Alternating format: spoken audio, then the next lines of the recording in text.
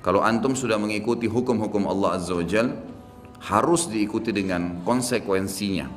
Maksudnya patuh, dapat pahala, masuk surga. Pasti, tidak boleh ragu sedikit pun masalah itu.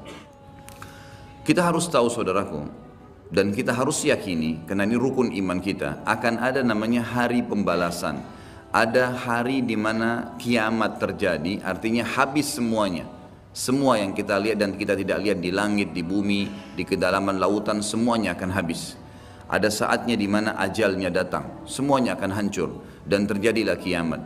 Dan itulah proses pindahnya manusia dan jin kepada alam akhirat, di mana mereka akan hidup abadi di sana dan mereka akan menikmati hasil perbuatannya kalau baik dan mereka akan dihukum kalau hasilnya buruk. Jadi ini bukan, sekali lagi saya sering ucapkan di majelis ini teman-teman dan di majelis ilmu saya yang lainnya.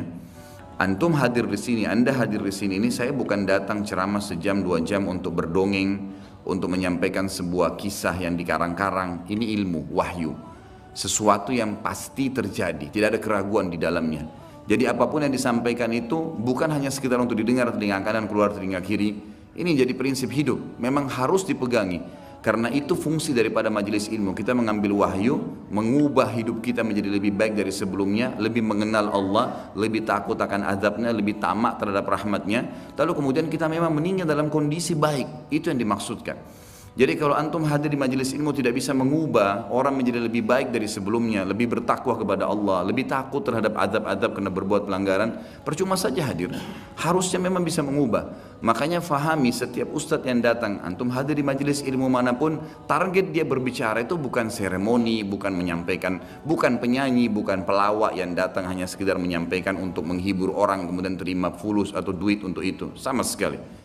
Itulah sebabnya kenapa Nabi SAW sholat sampai kakinya pecah-pecah. Dan Aisyah akhirnya hampir meneteskan air mata berkata, ya Rasulullah, bukankah dosa anda sudah diampuni yang lalu dan yang akan datang? Belum dikerjakan sudah diampuni. Jawaban Nabi SAW sederhana, afala akunu abdan syakura. Tidak layakkah saya menjadi orang yang bersyukur karena saya bisa diberikan petunjuk dan akhirnya saya bisa mengetahui mana boleh dan mana tidak boleh. Itu sebuah karunia yang sangat luar biasa bobotnya. Sebelum kita lanjut, jangan lupa like, subscribe, dan nyalakan loncengnya agar tidak ketinggalan info terbaru lainnya terkini. Semoga bermanfaat. Assalamualaikum warahmatullahi wabarakatuh. Alhamdulillah dan alhamdulillah. Terus kita mengucapkan puji dan syukur kehadirat Allah Subhanahu wa taala atas segala nikmatnya yang tidak terhingga. Dan dia hanya meminta kita untuk menyembahnya, patuh dan tunduk kepadanya, lalu kemudian menikmati apa yang sudah disiapkan sebagai fasilitas dan bersyukur. Dan syukur ini dengan mengucapkan alhamdulillah. Maka tidak ada sulitnya bagi seorang muslim untuk sering mengucapkannya. Dan juga kita panjatkan salawat dan taslim kepada Nabi besar Muhammad sallallahu alaihi wasallam. Siapapun yang mengikutinya pasti hidupnya akan tenang, punya panduan hidup, tahu mana halal dan mana haram, dan pada saat meninggal akan masuk ke dalam surga. Orang yang menolak risalahnya, ajarannya, pasti dadanya akan sesak, hidupnya susah, tidak tahu mana halal dan haram dan meninggal masuk ke dalam api neraka. Allah Subhanahu wa taala bersama dengan malaikatnya mengucapkan kalimat hormat, salam kepada Nabi sallallahu alaihi wasallam. Maka sangat wajar kita sebagai pengikut yang setia dan mau selamat kita selalu mengatakan sallallahu alaihi wasallam. Semoga Allah berkahi saudaraku. Kita akan bahas pasal ke-10 malam ini kitab Minhajul Muslim dan beriman, yang berjudul beriman kepada hari kemudian. Setelah membahas pasal ke-9 beriman tentang risalah Nabi Muhammad sallallahu alaihi wasallam bersama dengan mukjizat-mukjizatnya dan bukti-bukti di mana Taurat dan Injil pun sudah menyebutkan nama Nabi sallallahu alaihi wasallam. Berbicara masalah beriman, saya akan terus ulangin kalimat ini, adalah pengikraran dengan lisan, keyakinan dalam hati, dan diikuti dengan aplikasi anggota tubuh. Itu namanya beriman. Seseorang mengucapkan dengan lisannya, mengatakan memang hari kiamat itu ada, dan kemudian dia meyakini dengan hatinya semua amal apa yang dia kerjakan baik, dia akan terima dalam bentuk pahala, balasan, puncaknya akan masuk ke dalam surga dengan rahmat Allah. Dan siapapun yang melanggar, sekecil apapun pelanggaran tersebut, kalau dia tidak sempat membersihkannya dengan taubat, dengan beristighfar, dengan memperbanyak amal saleh, pasti ada hukumannya. Terlebih lagi orang kafir dan orang munafik, pasti mereka akan masuk dalam api neraka. Allah berfirman dalam surah Al-Ankabut ayat 4 yang kurang lebih artinya, janganlah kalian mengira, atau alangkah buruknya prasangkaan orang-orang yang mengira mereka melanggar hukum-hukum kami lalu mereka akan luput dari azab kami. Enggak mungkin, itu mustahil. Ini keyakinan dalam hati seorang mukmin. Kalau antum sudah mengikuti hukum-hukum Allah Azza wa Jal, harus diikuti dengan konsekuensinya. Maksudnya patuh, dapat pahala, masuk surga. Pasti, tidak boleh ragu sedikit pun masalah itu. Saya sholat, saya akan terima pahalanya. Dan saya akan masuk ke dalam surga dengan izin Allah. Saya berperang, berjihad, tertusuk, mati, saya akan masuk surga. Tinggal mengikuti syarat-syarat dan rukunnya, tidak ada keraguan. Saya pergi haji, saya akan dapatkan balasannya. Saya sedekah, saya akan dapat balasannya. Orang melakukan pelanggaran, zina, riba, dusta, dan seterusnya, ada hukuman dan pasti datang kepadanya.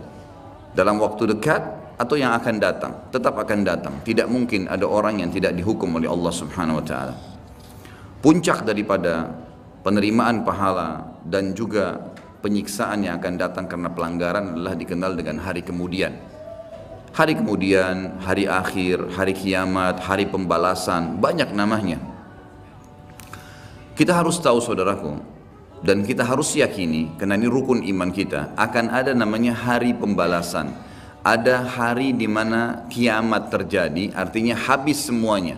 Semua yang kita lihat dan kita tidak lihat di langit, di bumi, di kedalaman lautan, semuanya akan habis. Ada saatnya di mana ajalnya datang, semuanya akan hancur dan terjadilah kiamat.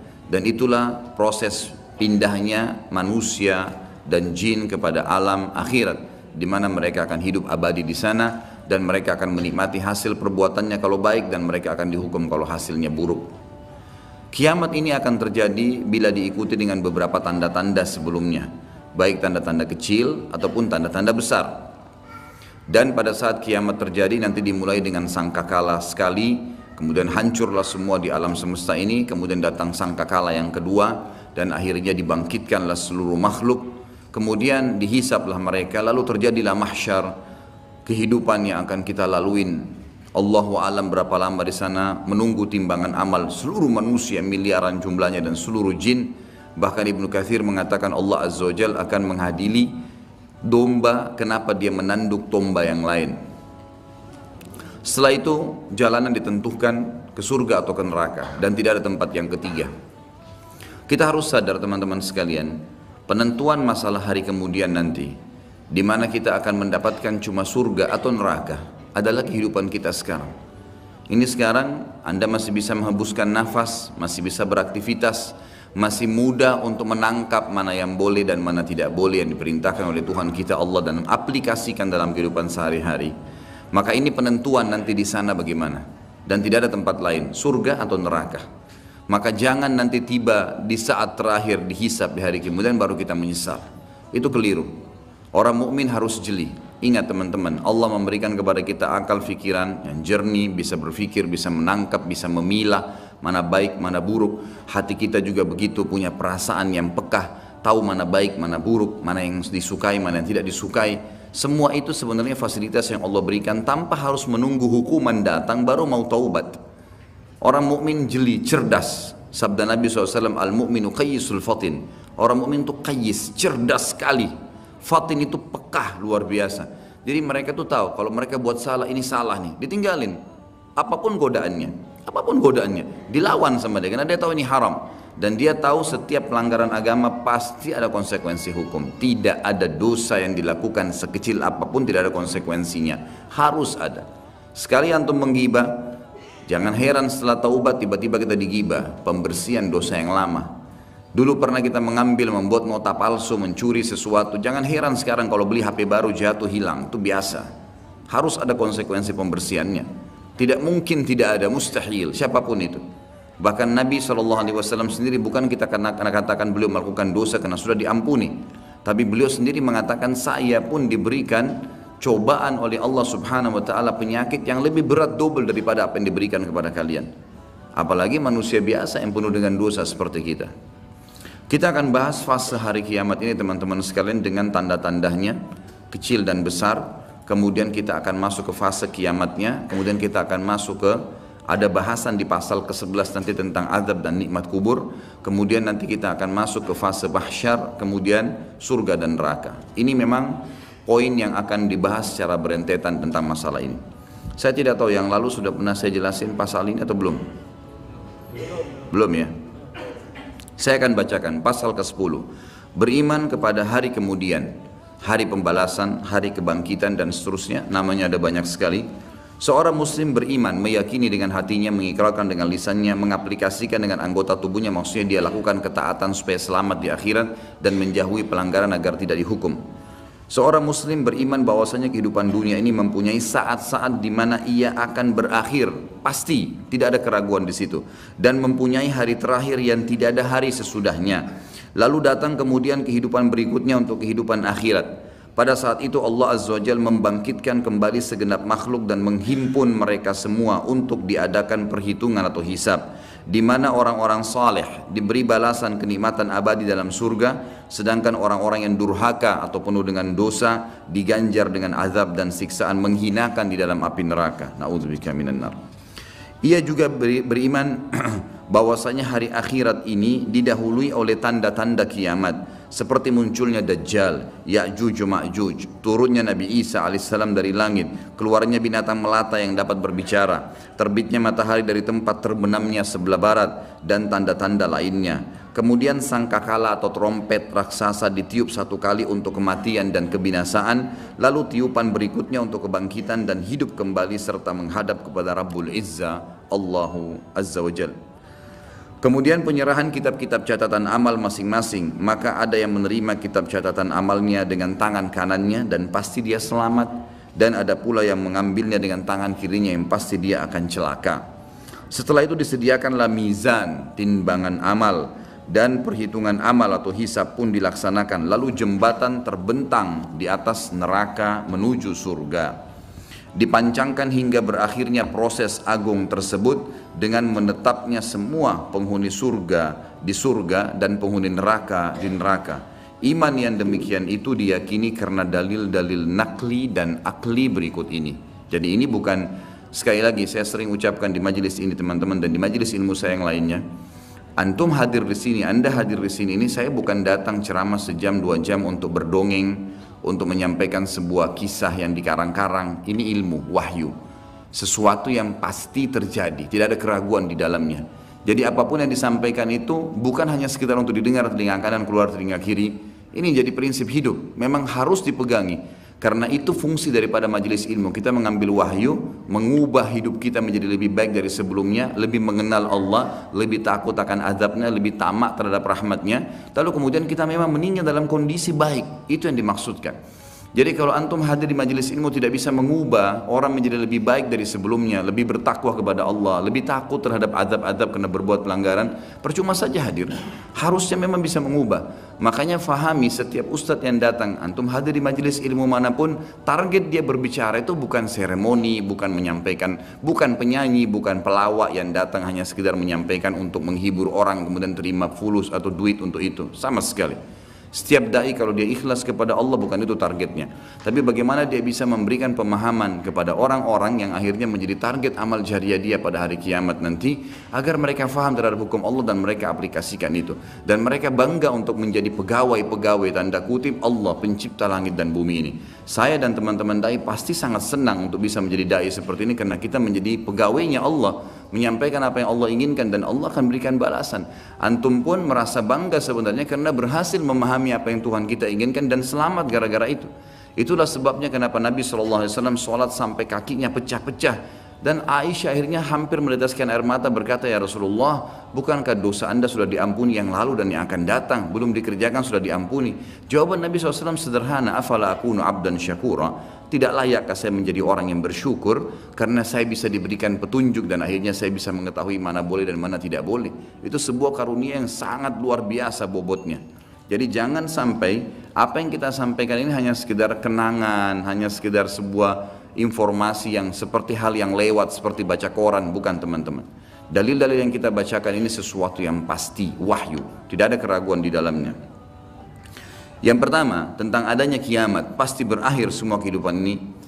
Adanya berita dari Allah Subhanahu wa taala tentang hal tersebut sebagaimana kekal dalam firman-Nya dalam surah Ar-Rahman ayat 26 dan 27. A'udzu billahi minasyaitonir rajim. Kullu man 'alaiha fan wa yabqa wajhu rabbika dzul jalali wal ikram. Semua yang ada di bumi ini akan binasa, tidak terkecuali hancur, dan tetap kekal wajah Rabbmu yang mempunyai kebesaran dan kemuliaan.